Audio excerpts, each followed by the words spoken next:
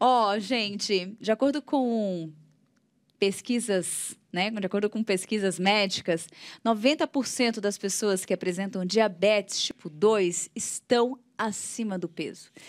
Então, a relação entre diabetes e obesidade é grave, simples e direta. Não tem desculpa, hein? A ingestão de carboidratos refinados em excesso, aliado a outros fatores como sedentarismo, gera acúmulo de gordura no corpo, além de tornar o organismo também mais resistente à insulina. Isso ajuda a tornar os obesos um grupo de risco com potencial de apresentar o desenvolvimento de diabetes. Mas para falar mais a respeito dessa relação entre obesidade e diabetes e dar dicas de prevenção também, nós estamos recebendo no Notícias do Bem a nutricionista Júlia Silva Oliveira. Ela já está ao vivo com a gente. Doutora, obrigado por estar com a gente aqui no Notícias do Bem. É um prazer recebê-la para falar desse assunto. Afinal de contas, ele mexe com todos nós, né? Essa questão da saúde, essa questão da diabetes, tem muito a ver pelo que a gente pôde ver até agora, né? Pelo que a gente pôde pesquisar a respeito de má alimentação, principalmente ligada a carboidrato. Essa relação existe mesmo, né, doutora? Sim, muito obrigada, Roberto, Tainá, por me receberem. É uma alegria muito grande estar com vocês aqui para poder dividir um pouquinho, né, e a gente conversar desse tema tão atual e tão relevante para a saúde da população brasileira. Bom, tem uma relação aí muito forte mesmo. Obesidade é o principal fator de risco para o desenvolvimento do diabetes tipo 2 e a alimentação ela é o carro-chefe. Assim, ela que vai ditar, lógico, associada a outros fatores, né? O estilo de vida em geral, comportamento, atividade física, nível de estresse, mas tem muita associação, principalmente também com a alimentação. Tá, no meu caso, por exemplo, que sou fã de carboidrato declarado, né? Pão, macarrão, arroz, né? É um perigo, né, doutora? Um salgadinho. Ela sempre me entrega na coxinha. Ela não deixa me entregar na coxinha. Mas é um perigo, né? Realmente. Essa associação, ela é, enfim, como a gente viu, né? Direta, né? Roberto, eu vou te dar um alívio. Porque assim, eu não. Vou aliviar essa barra.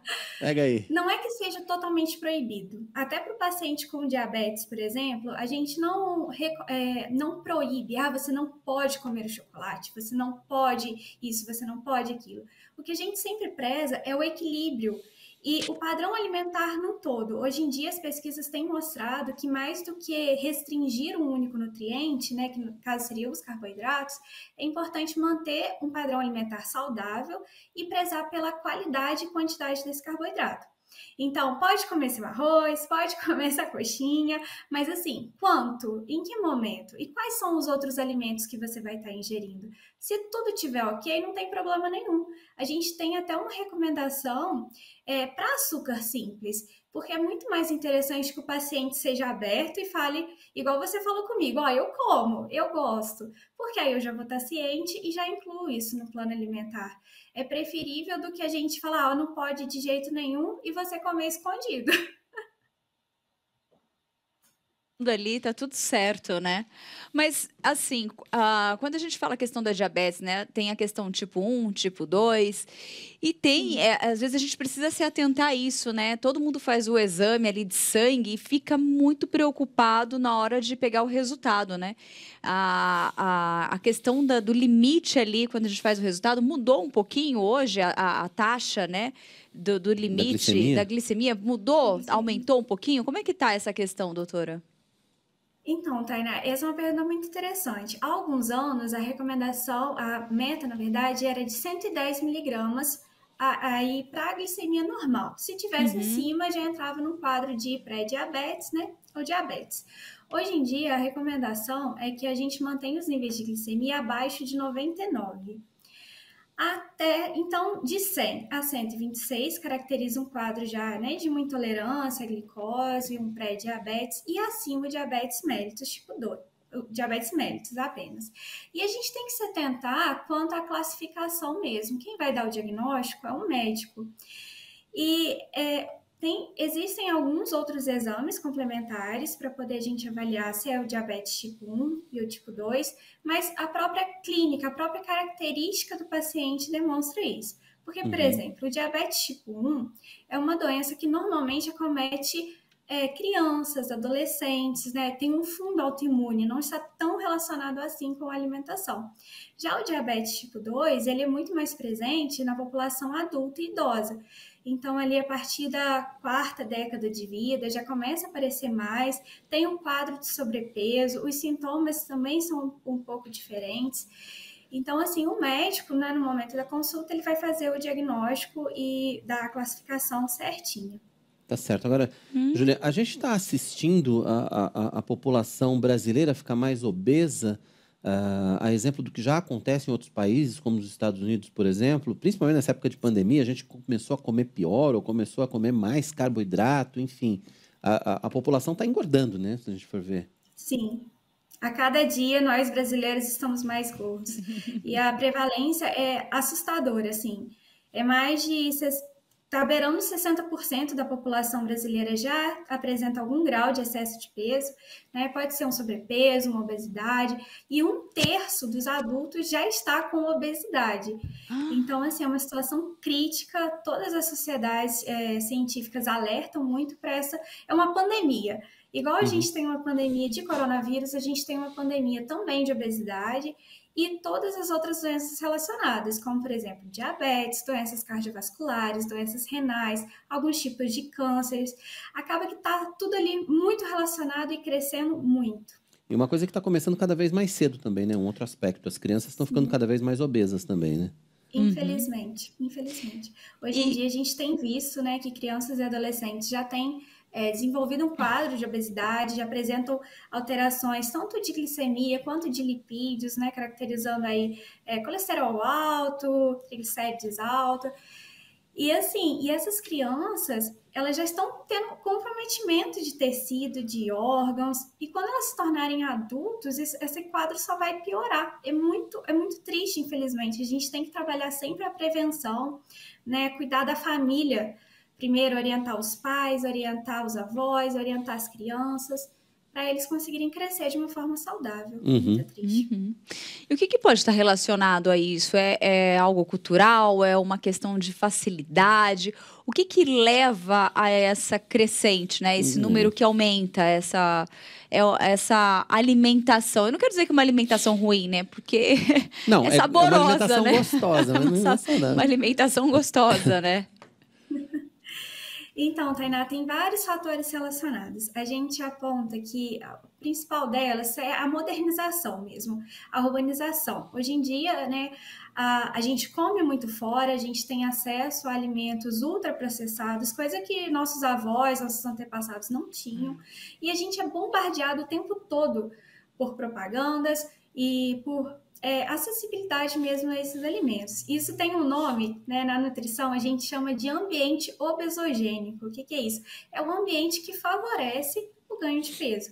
Então, nós estamos cada vez mais sedentários, a gente não pratica atividade física, a gente come mal. É gostoso, como você falou? Sim, mas são extremamente calóricos, a gente está cada dia mais estressado, dorme mal. Então, assim, é uma combinação de fatores, né? A obesidade e o diabetes são doenças multifatoriais e vão favorecendo realmente esse acúmulo de peso, de peso corporal, de gordura. É algo, assim, inevitável. Não, é evitável, mas, assim, é muito... É evitável, mas do jeito que a gente está fazendo é inevitável, né? Porque se a gente for pensar nas nossas origens alimentares, né? O tal do trivial brasileiro, ele é extremamente saudável, né? O arroz, feijão, bife, salada é sensacional, né? É que a gente deixou de comer isso, né? Enfim. É verdade. Um hamburguinho. O básico da alimentação brasileira, o arroz e o feijão, ele já é muito legal, ele é muito interessante, né? O feijão é um alimento riquíssimo, tem um monte de fibras, isso ajuda na microbiota intestinal, é lindíssimo, assim, os efeitos que ele tem no nosso corpo. E aí, combinado com o arroz, ele é uma fonte de proteína muito interessante, tem todos os aminoácidos que a gente precisa, a salada, né? A gente aqui no Brasil, nós somos muito privilegiados, porque a gente tem acesso muito fácil a legumes, verduras, né, frutas, e a gente tem abandonado esse padrão alimentar saudável para consumir cada vez mais alimentos processados e ultraprocessados, que são Uhum. aqueles que já até perderam as características básicas. Já foi tão modificado que a gente nem sabe mais o que tem lá. E a gente só vê adoçante, aromatizante artificial, conservante, muito sódio, realçadores de sabor. E aí, no final, são gostosos, claro, mas assim, são calorias vazias e que trazem muitos malefícios ao Fazem um corpo. mal danado. E aí, quando a gente tá com diabetes, a gente faz o quê, né? Pois é. Como é que a gente chega, depois que a gente chega no diagnóstico da diabetes? Qual o próximo passo, né? O próximo passo, Tainá, primeira coisa, se comprometer com o tratamento. Então, você vai escolher um médico, um nutricionista, uma equipe de apoio, que você realmente se sinta acolhido, que você confie nesses profissionais. E aí, então, a gente vai começar a adequar e fazer as mudanças e o tratamento necessário. Primeira coisa é entender que o diabetes não é uma sentença de condenação. Você, enquanto diabético, você pode ter uma vida normal, comer de tudo. E o padrão alimentar do diabético é muito próximo do recomendado para a população brasileira. É claro que você vai ter que mudar algumas coisas, adequar, restringir, por exemplo, um pouquinho de açúcar simples, né? Aumentar o consumo de fibras, mas não é nada impossível. E você também não está sozinho. Né? A gente tem diversas formas de te acolher e te ajudar nessa empreitada. Então, vão ser feitas mudanças, vão ser feitas orientações também para você aumentar o nível de atividade física, que é extremamente importante, porque ele abaixa esses níveis de açúcar no sangue. A gente vai te dar também orientação para você controlar a sua ansiedade, seu estresse, se for necessário, procurar, né, realmente uma terapia, um psicólogo, para poder controlar isso. E aos poucos, isso vai melhorando. A gente tem que ter em mente, assim, o diabetes não aparece do dia para a noite. Você Uhum. não dorme bem, saudável e acorda com diabetes. Da mesma forma, o tratamento também é crônico. E se a gente conseguir reduzir aí 5 a 10% do peso corporal, que não é muito, né? Pensa num adulto com 90 quilos. Se ele perder de 4 quilos a 9, ele já vai ter um monte de melhorias no corpo dele. Então, assim, devagarinho, essa melhora vai acontecendo, vai evitando complicações. E assim, é ter calma mesmo, paciência e confiança e aderir ao tratamento, ter É verdade. comprometimento. É interessante, doutora, que alguns aninhos atrás, quando você recebia o diagnóstico da diabetes, era de se preocupar, né? O tratamento era mais difícil, o acompanhamento era mais complexo, a alimentação para fazer, então, era muito mais restrito. Hoje nós temos a medicina, né, evoluiu, a alimentação, a nutrição é outra, né? Então, hoje é mais fácil mesmo de cuidar, né? Nós temos um outro momento. E eu gostaria de fazer um comentário da Wanda, que está nos acompanhando, que ela falou o seguinte: todas as vezes que eu quero folgar nas atividades físicas, o Notícias do Bem traz alguma pauta sobre algum estado crítico na saúde.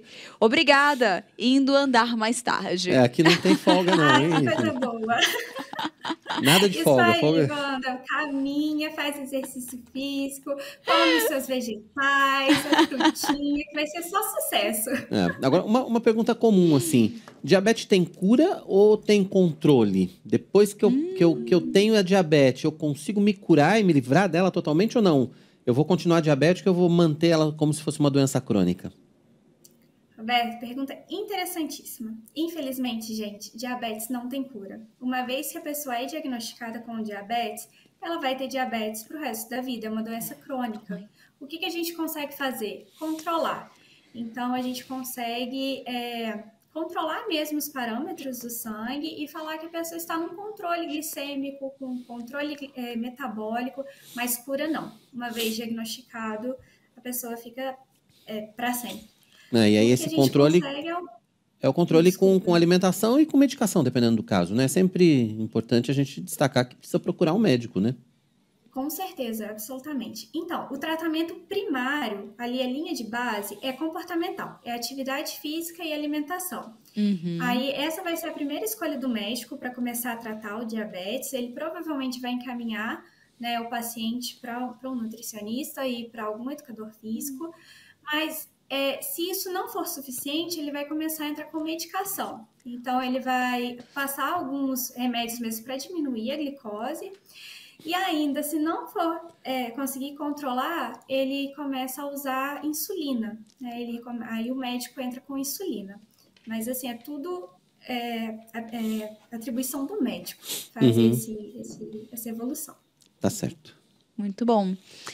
Contatos, mais informações, a pessoa quer entender um pouco mais, quer acompanhar o seu trabalho. Hoje tá todo mundo no Instagram dando dicas também, né? Quer deixar os seus contatos pra gente?